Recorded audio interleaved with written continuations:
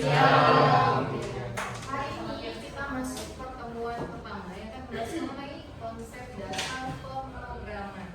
Pemrograman itu tidak semenyeramkan yang kalian bayangkan. Itu menyenangkan. Oke, sebelum kita mulai pertemuan hari ini, ada baiknya kita berdoa dulu. Doa dimulai.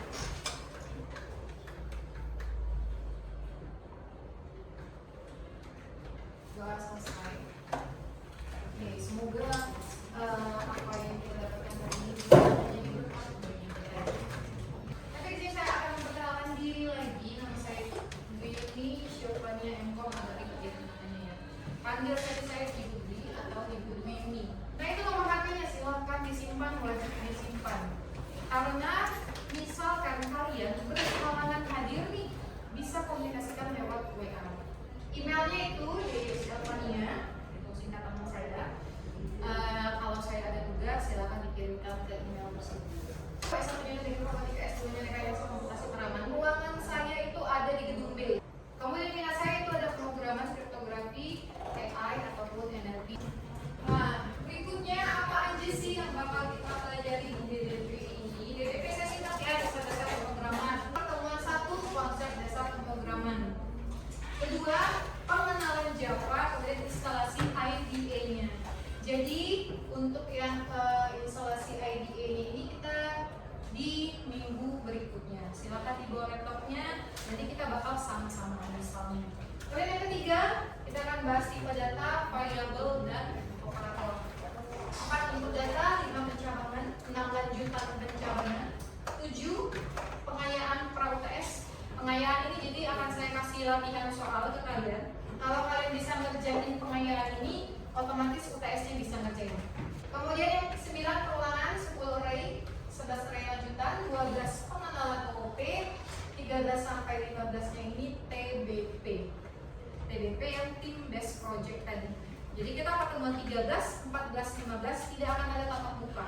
Intinya pertemuan 16 kita ketemu lagi, tatap muka lagi. Bahas ini proyek TBP yang sudah saya tugaskan ke kalian. Apa sih tujuan dari pembelajaran hari ini? Yang pertama, kita mampu menyebutkan pengertian dan tujuan dari pemrograman itu sendiri. Yang kedua, mampu menyusun tentang penulisan algoritma pemrograman yang baik dan benar. Nah, ini saya mau nanya nih, menurut kalian pemrograman itu apa sih? Menurut kalian pemrograman itu apa? Boleh? Ada yang mau tangan? Ada yang tahu? Iya, boleh. Siapa namanya? Diandra. Diandra. Oke, silakan Diandra. Apa sih pemrograman? Pemrograman sepemahaman saya itu memberikan perintah kepada komputer dengan bahasa yang dimengerti komputer. Oke, memberikan perintah kepada komputer dengan Bahasa yang dimengerti oleh komputer.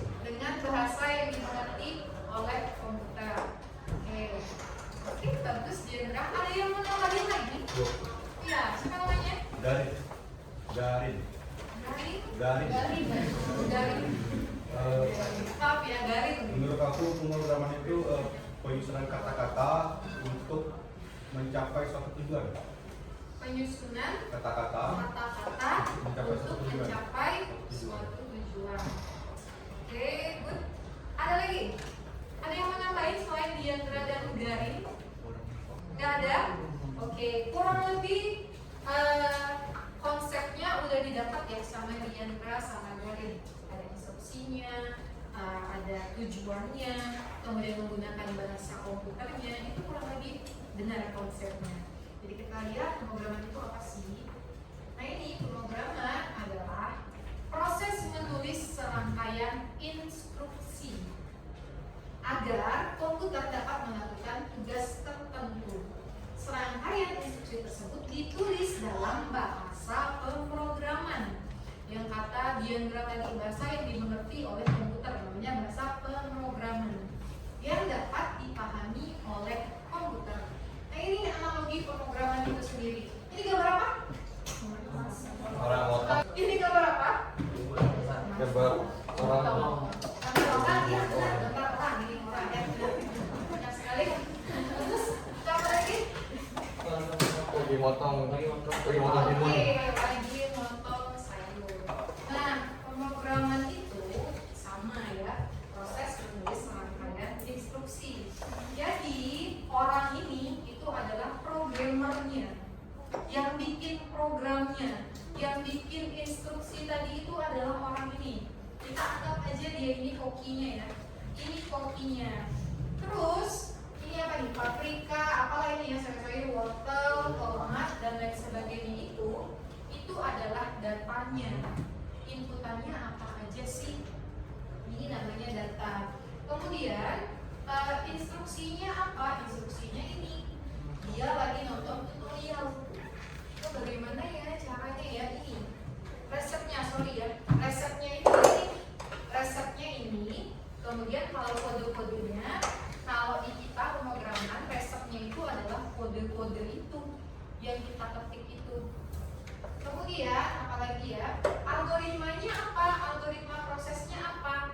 Tentu kita disuruhkan bilang ambil wortel, potong serong, potong memanjang, potong seperti lidi. Itu adalah instruksinya. Setelah disiapin sayurnya, masukkan semuanya ke dalam panci.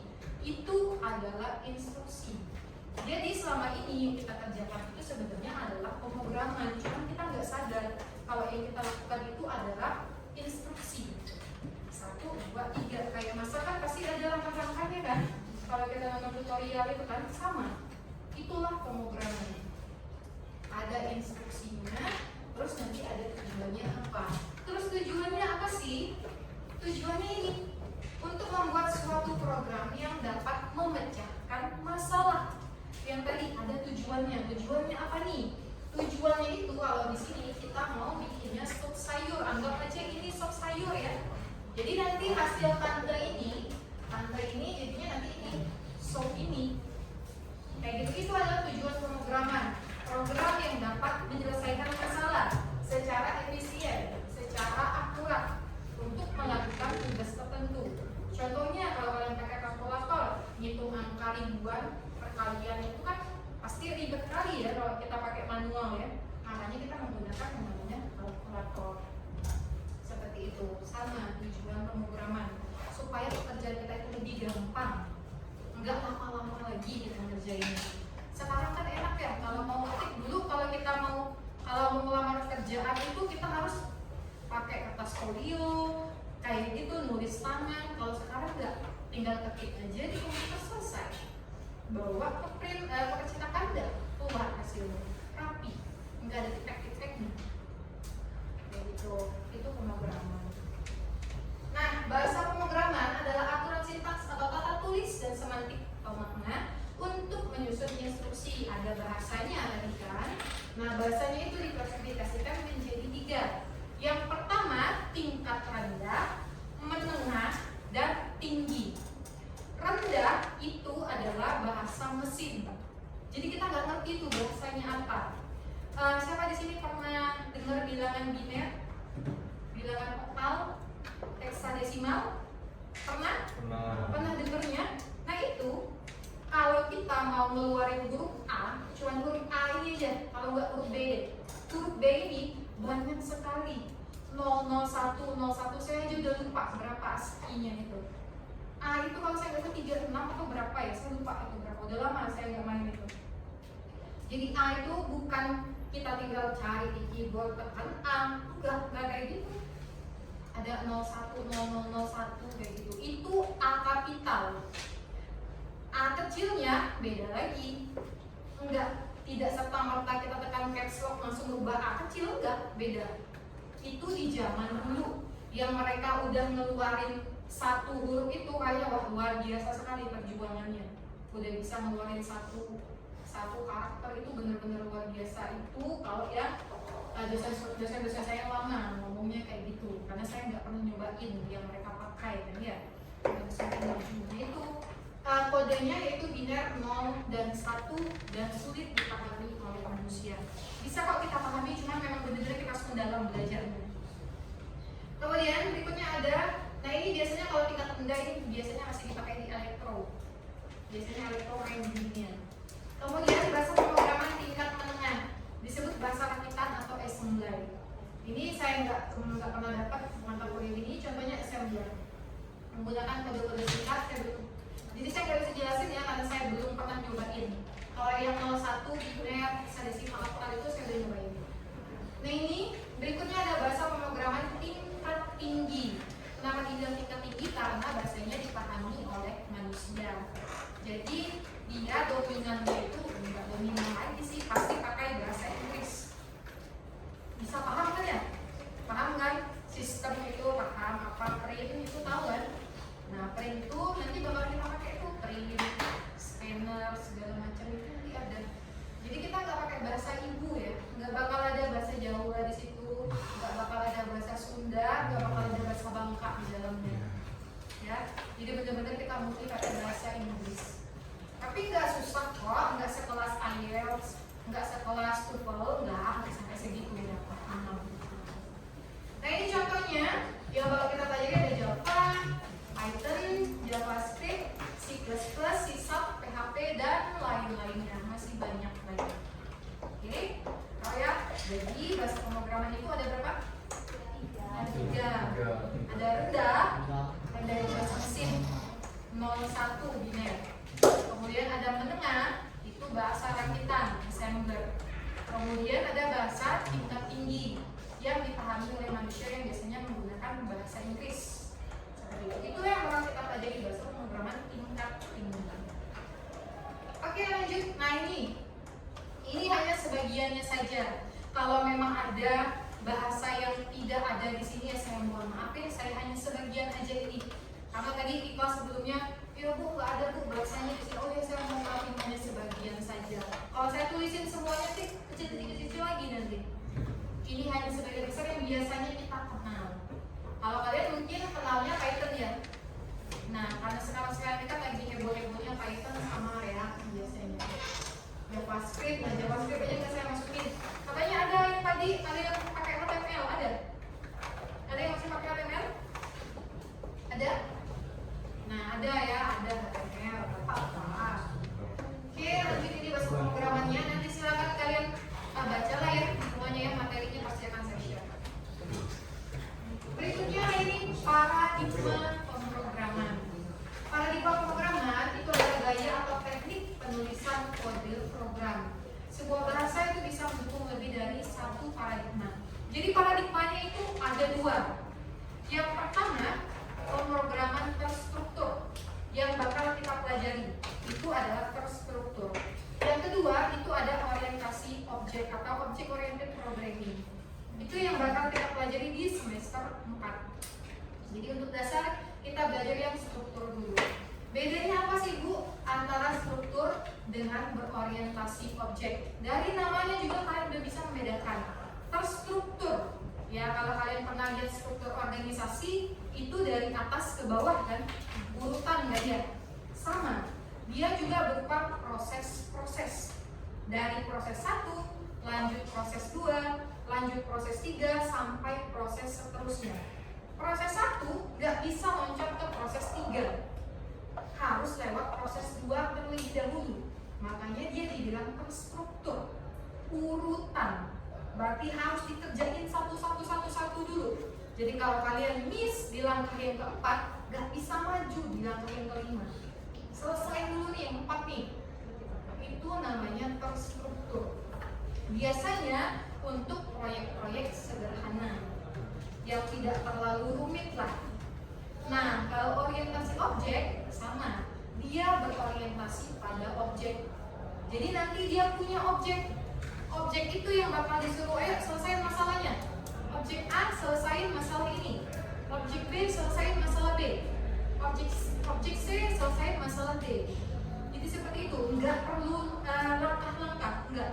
Objeknya yang disuruh mandiri.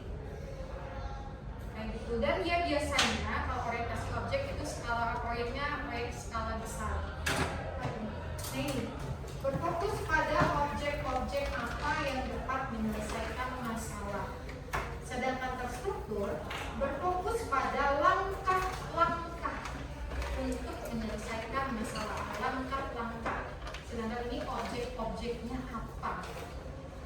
Nah ini program dibangun dari serangkaian prosedur atau fungsi yang dipanggil secara berurutan, ada urutannya.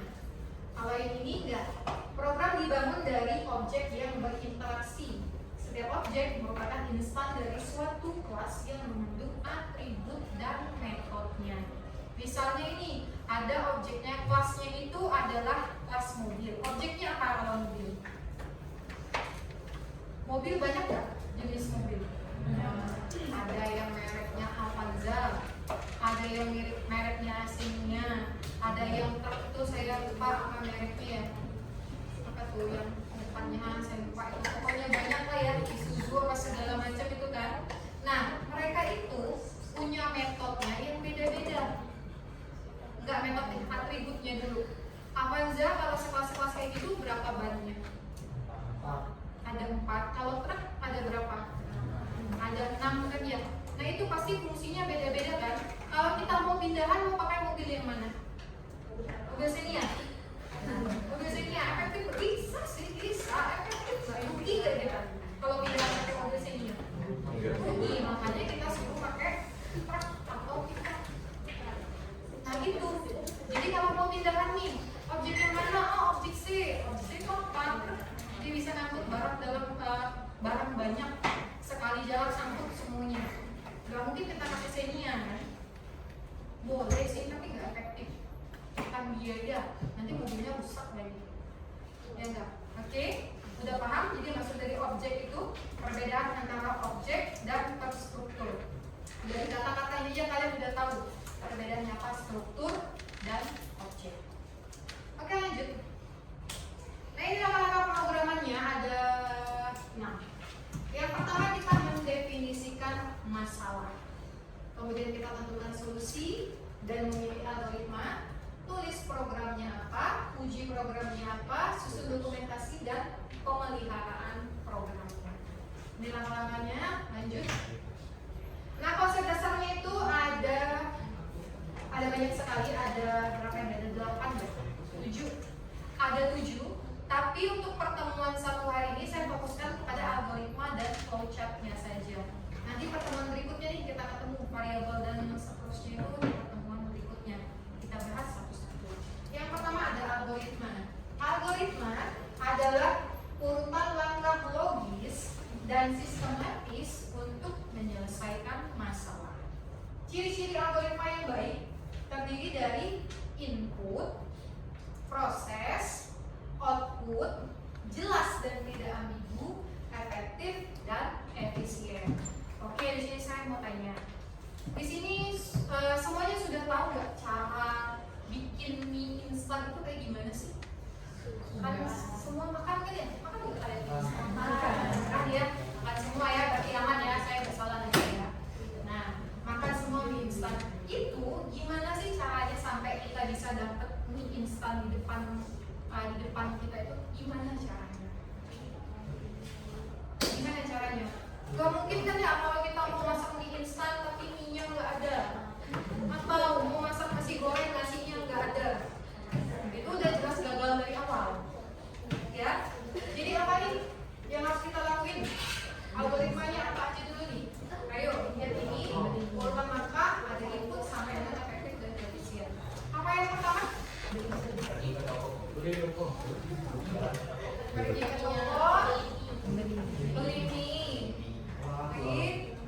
wah, oke, good. Berarti inputannya apa nih yang kita perlukan? Benar, uang. Nah, berarti kita itu butuh inputannya dulu. Apa inputannya? Inputnya apa? Inputnya supaya bisa jadi mie. Nah, inputnya itu tadi mie. Siapin dulu bahan-bahannya. Misalnya inputnya itu adalah ada mie, ada telur, ada sayur, ada cabai rawit, ada apa lagi? Udah cukup? Udah cukup untuk bikin itu? Udah ya? Nah, itu adalah yang namanya input. Sayangnya ini nggak ujian ya. Kalau ujian kita bahas itu enak banget kayaknya. Jadi inputnya itu sudah. Input itu berarti bahan-bahannya apa? Bahan dan alat sudah dipersiapkan terlebih dahulu.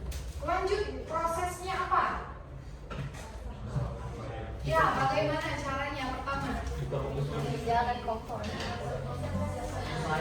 iya, yang pertama kita rebus dulu airnya, ya kan?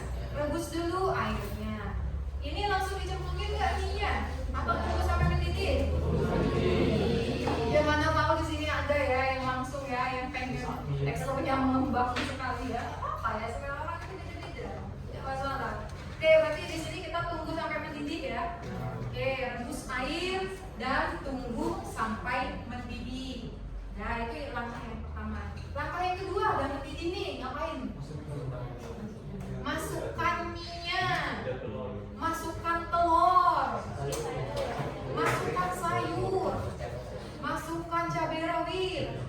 Sudah? Cukup? Sudah masukannya?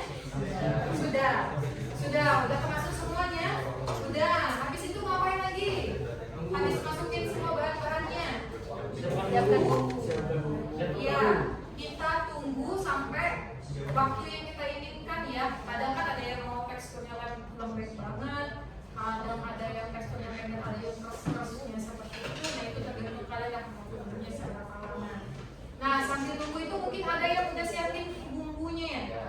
Ini kita mie kuah ya, bukan mie kering ya. Iya mie kuahnya ya. Sama mie kuah sama mie goreng juga harus ada air. Iya. Sama ya. Kalau nggak ada air kita bisa masak ya kan?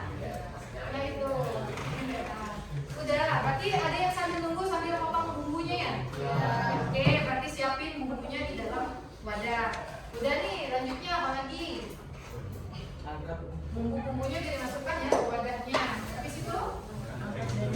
Iya, sudah selesai ya, sudah sesuai teksturnya, sudah sesuai yang kita inginkan. Selanjutnya pasti masukin kompornya. Masukin kompor ngapain? Jangan langsung dimakan ya. Belum ada rasanya. Oke, apa?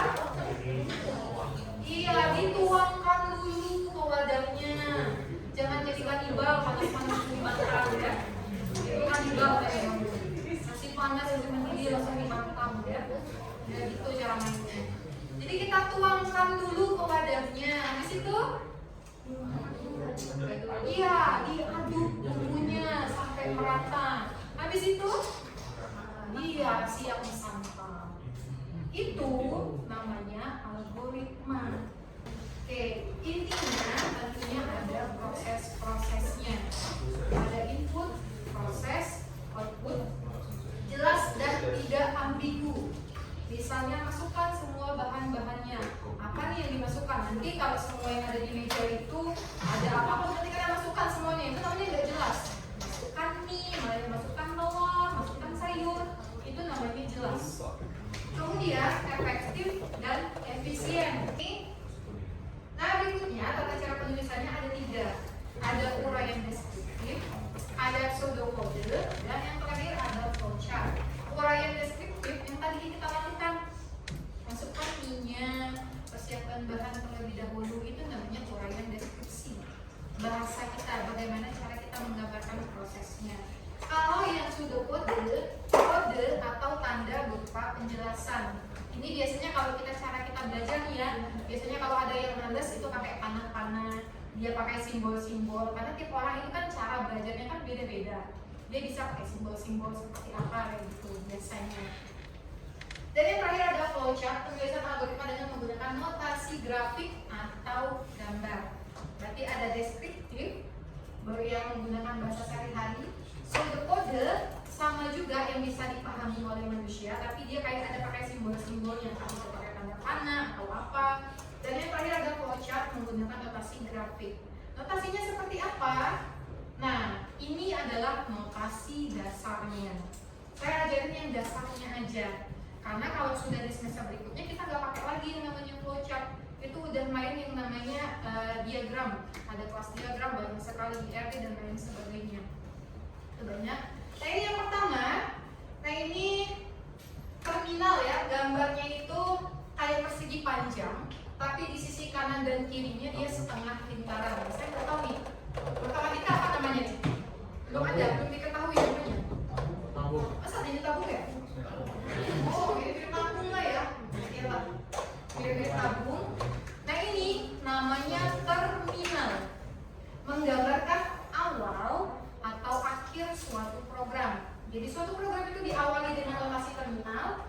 diakhiri juga dengan notasi terminal. Sama, awal dan akhirnya lambangnya sama. Kemudian berikutnya, ini bentuk apa? Jajar genjang. Iya, jajar genjang. Ini namanya input atau output.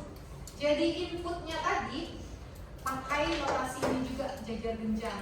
Jadi masukkan telur, masukkan apa, itu pakai jajar genjang. Hasilnya apa? Jadilah mie enak. Sama juga pakai jajar genjang. Berikutnya, proses. Ini persegi panjang menggambarkan prosesnya seperti apa. Berikutnya ada decision, menggambarkan keputusan yang tergantung dengan kondisi. Jadi nanti dia akan ada keluaran. Kalau dia benar, maka dia akan mengerjakan instruksi yang ke kanan. Kalau dia salah, dia akan mengerjakan instruksi yang ke kiri ataupun yang ke bawah. Nanti bakal kita pelajari di decision. Dan yang terakhir itu ada flow, arah panah, menggambarkan alur proses bebas, mau dari atas ke bawah, mungkin nanti dari kiri ke kanan, itu bisa kita yang atur. Namanya juga alur, dia mau kemana kita yang arahin panahnya, kita yang atur.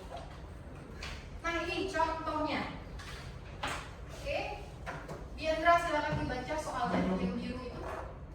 Tolong baca. Segitiga siku-siku memiliki panjang alas 12 cm dan tinggi 10 cm. Hitunglah luas dari segitiga siku-siku tersebut. Oke, hitunglah luas dari segitiga siku-siku tersebut. Inputannya apa nih? Alas. Inputannya apa? Alas. Inputnya apa? Alas. Alas 10, 12 cm. Lagi, apa lagi inputannya? Tinggi 10 cm. Outputnya bakalan apa? Apa hasilnya? Iya, luas dari segitiga siku-siku. Prosesnya berarti apa? Iya, prosesnya itu adalah menghitung rumus dari luas segitiga siku-siku. Rumusnya apa? Iya, ternyata masih sama ya, setengah kali alas kali tinggi. Uraian deskriptifnya sama. Masukkan nilai alas segitiga. Masukkan tinggi segitiga. Hitung luas segitiga. Tampilkan hasil luas segitiga. Itu deskriptifnya, bahasa kita sehari-hari. Kalau pseudokodenya, nah seperti ini. Mulai, kemudian alas, input alas. Mungkin kalau kalian punya ciri-ciri tertentu, misalnya kalau kalian mesti nulis A itu alas, T itu tinggi, boleh pakai kode-kodenya kalian. Yang penting kalian paham. Dan ketika kalian mau menjelaskan ke orang pun, orang tersebut harus paham dengan kode kalian. Intinya harus dipahami oleh manusia. Ini masih ngerti lah ya maksudnya ya. Tinggi, input tinggi, luas, alas kali tinggi bagi 2 ini merupakan rumusnya si luas. Menampilkan luas dan selesai. Ini pseudokodenya. Nah, ini untuk flow chartnya. Tadi terminal menggambarkan awal dan akhir suatu program, start dan end. Kemudian jajar genjang ataupun input output itu menggambarkan input dan outputnya. Inputnya tadi apa? Inputnya alas dan tinggi. Outputnya apa? Outputnya itu nanti luas segitiganya berapa, hasilnya berapa, luas itu. Prosesnya apa? Prosesnya nanti dia bakal menghitung sesuai dengan rumus yang kalian masukkan. Inilah yang namanya dengan algoritma. Tata cara penulisan algoritma itu adalah seperti ini. Oke, ada yang mau ditanyain? Ada yang mau ditanyain nih, misalnya nih. Misalnya input alas ini. Kemudian ada decisionnya. Decisionnya itu yang tadi lambangnya apa? Decisionnya lambangnya apa?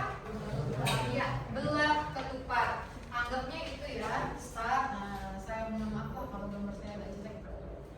Ini saya bukan anak seni. Start, kemudian lanjut input alas tinggi. Ini saya taruh alas, saya taruh tinggi,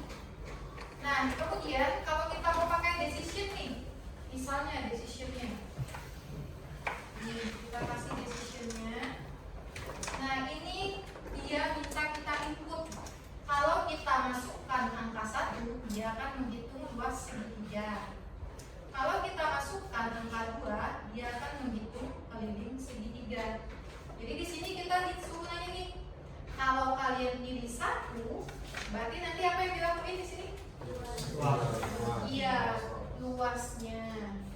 Berarti luas itu adalah alas kali tinggi dibagi 2. Kalau kita pilih 2, terserah mau kiri atau kanan bebas ya. Bebas sekali. Nah ini misalnya kita pilih yang 2. 2 ini berarti apa yang dikerjain? Keliling segitiga atau rumusnya?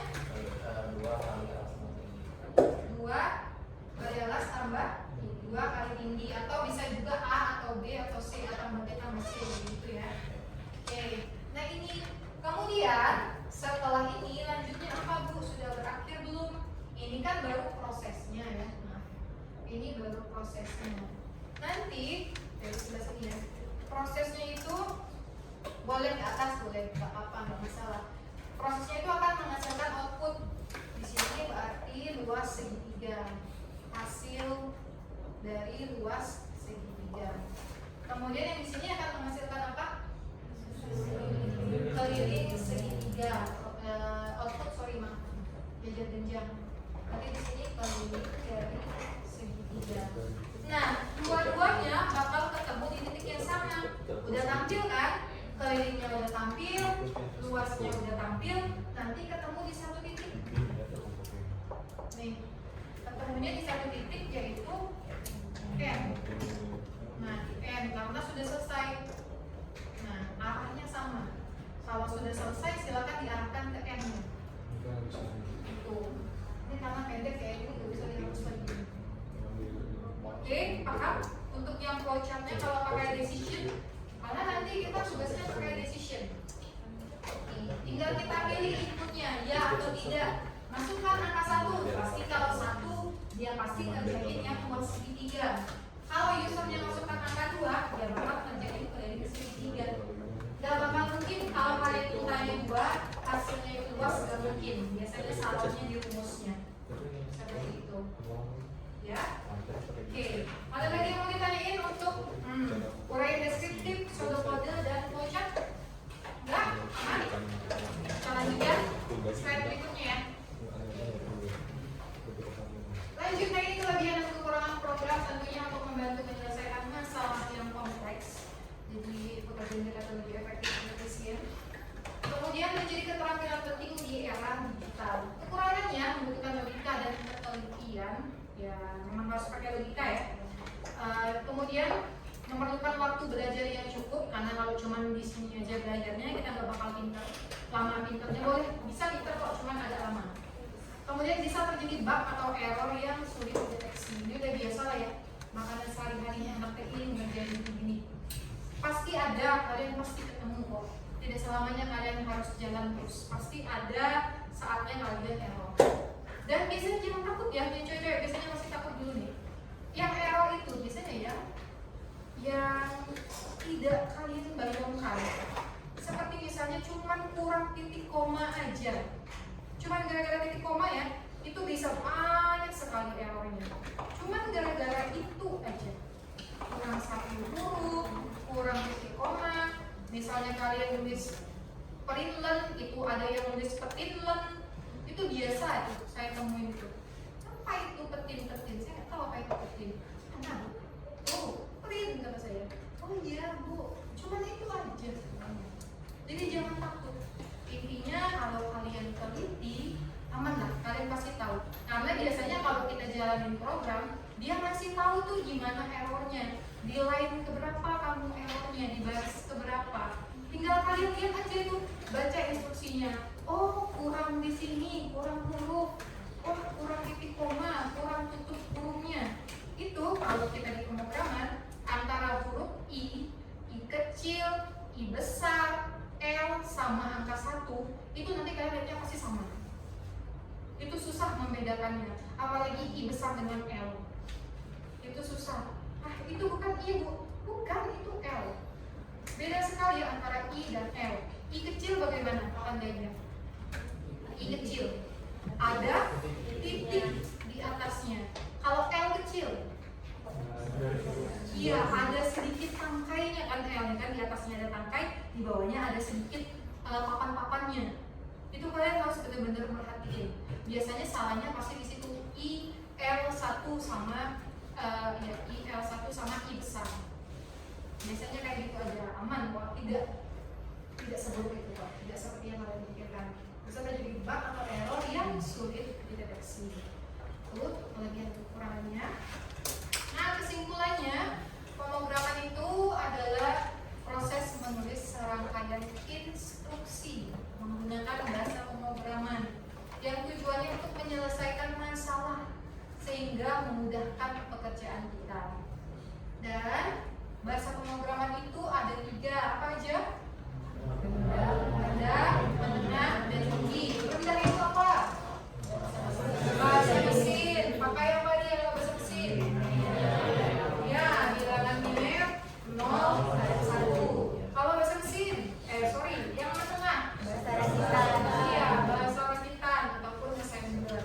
Kalau yang tingkat tinggi, Bahasa Inggris. iya, yang mudah dipahami oleh manusia. Biasanya dominan pasti pakai bahasa Inggris. Itu yang bakal kita pelajari. Kemudian paradigma pemrograman ada 2. Apa bedanya antara terstruktur dan berorientasi objek? Terstruktur apa? Fokus pada langkah-langkah. Iya, fokus pada langkah-langkah dan tidak boleh saling mendahului secara berurutan. Kalau objek, orientasi objek apa? Berfokus pada berfokus pada objek yang akan menyelesaikan masalah. Jadi nggak perlu pakai langkah-langkah lagi kita. Terserah kita mau dari 1 mau loncat ke 5 bebas. Ternyata objek B tadi ada di mana, di langkah yang kelima, apa boleh loncat, bisa dipanggil dianya. Itu perbedaan antara struktur dan objek. Kemudian algoritma adalah urutan langkah logis dan sistematis untuk menyelesaikan masalah. Apa aja yang diperlukan untuk algoritma? Input, apalagi? Proses, apalagi? Output, apalagi? Ya, jelas dan tidak ambigu. Yang terakhir, efektif dan efisien. Good. Kemudian yang terakhir itu ada tata cara penulisan algoritma terdiri dari uraian deskriptif, pseudokode, dan flowchart. Oke, lanjut. Udah nyampe mana latihan? Nah ini kita bakal buat kelompok. Satu kelompoknya terdiri dari 5 orang. Nah ini buat algoritma dengan 3 cara. Yang tadi yang saya jelasin, ada deskriptif, ada pseudokode, dan flowchartnya seperti ini. Nah ini kurang lebih 3 ini yang bakal kita buat. 1, 2, 3. Belum susah lah ya. Enak kok, gampang. Nah ini apa aja sih topiknya? Itu ada 6, memang sengaja karena bakal ada 6 kelompok nantinya. Nah ini ada cara menghitung volume tabung. Kemudian, nah ini ada yang tidak tahu, ada yang tidak punya Instagram. Tolong tunjuk tangan. Punya semua Instagramnya, meskipun akunnya itu ya second account gitu ya, nggak apa-apa, santai. Cara login akun Instagram, tahu ya semua ini cara loginnya ya. Maksudnya di sini kita itu sudah punya akun, tapi bagaimana cara kita masuk kembali? Itu biasanya kan kita harus masukkan username. Habis masukkan username ada password. Kalau salah kita disuruh ngapain? Kalau salah isi ulang lagi dengan akun yang benar, yang valid, yang kalian daftarkan seperti itu. Kemudian yang ketiga cara menghitung keliling persegi panjang. Ada yang tahu rumusnya apa? 2 kali kita putus benar, masih sama ya rumusnya itu ya. 2 kali panjang ditambah 2 kali lebar. Cara posting foto di Instagram tahu? Tahu banyak di sini, apa lah cara-caranya. Cara menghitung luas balok. Cara kirim pesan baru di Gmail. Sudah pernah semua? Sudah pernah melakukan cara mengirim pesan di Gmail? Sudah. Dalam kondisi ini kita sudah punya akun. Yang kalau sudah punya akun Gmail gimana sih mau kirim pesan? Ya sudah punya akun dan sudah masuk ke Gmailnya. Jadi nggak perlu dari awal, nggak perlu login Gmail, enggak. Langsung aja buat email ke Gmail. Dan ini harus real ya, berdasarkan yang ada. Nanti saya tahan log out dari Instagram saya. Saya mau lihat itu bener nggak langkah-langkahnya. Ataupun kirim pesan baru di Gmail,